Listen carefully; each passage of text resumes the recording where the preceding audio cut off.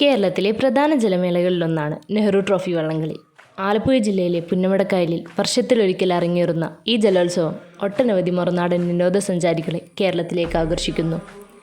ഇന്ത്യയുടെ പ്രഥമ പ്രധാനമന്ത്രിയായിരുന്ന ജവഹർലാൽ നെഹ്റുവിൻ്റെ കേരള സന്ദർശനത്തോടനുബന്ധിച്ച് കേരള സർക്കാർ പ്രത്യേകമൊരുക്കിയ ചുണ്ടൻ വള്ളംകളി മത്സരത്തോടെയാണ് നെഹ്റു ട്രോഫിയുടെ ചരിത്രം ആരംഭിക്കുന്നത്.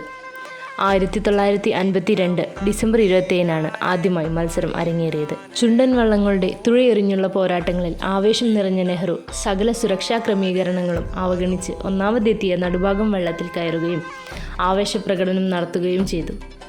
ഈ ആഹ്ലാദ പ്രകടനം അംഗീകാരമായി കരുതിയ വള്ളംകളി പ്രേമികൾ അദ്ദേഹത്തെ ചുണ്ടൻ വള്ളങ്ങളുടെ അകമ്പടിയോടെ കൊച്ചി വരെ എത്തിച്ചു യാത്രയാക്കി.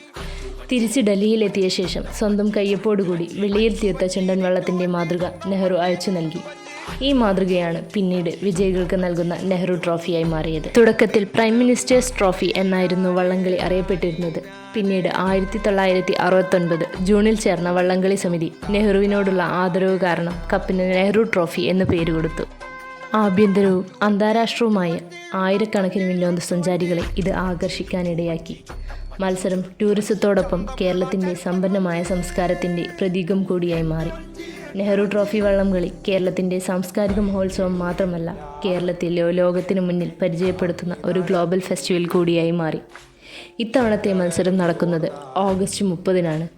കാക്കത്തമ്പുരാട്ടിയാണ് ഇത്തവണത്തെ ലോഗോ. ആവേശോജ്വലമായ മത്സരത്തിന് എല്ലാ ഭാവുകങ്ങളും നേരുന്നു.